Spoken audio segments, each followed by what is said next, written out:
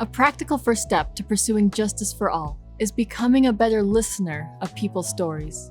There are so many stories in Scripture where someone is abused, assaulted, or oppressed, and justice is given by allowing their story to be heard. In Judges 19, for example, we read the story about the assault, rape, and murder of an unnamed woman. It's a horrific story, and when the people of Israel learn of it, they respond, "We must do something, so speak up."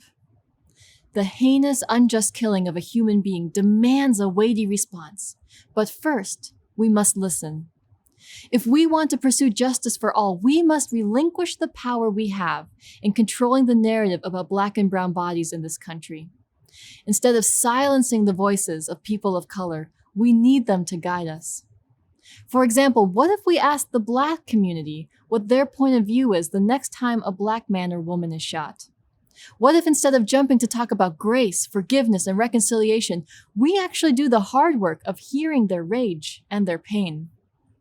What if instead of redirecting the conversation to Black on Black crime or questioning whether race had anything to do with the killing, we open our hearts and embrace their stories? We cannot begin to deconstruct racism in this country if we are not first going to the Black community and saying, "We must do something, so speak up."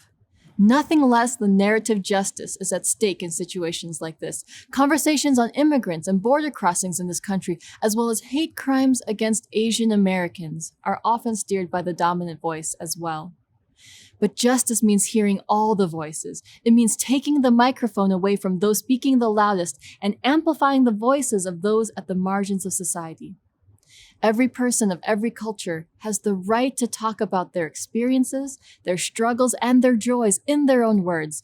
Everyone has the right for their life to be understood in the context of what they've been through and in the context of their relationships with others, and even more so for their experiences to be believed. It's time we learn to internalize the voices and pleas of minorities and respond in the ways they want us to respond. Relinquish control. Listen to those on the margin, and make it a point that every time you voice an opinion on an issue, it's a representation of the voices of the people impacted by this issue.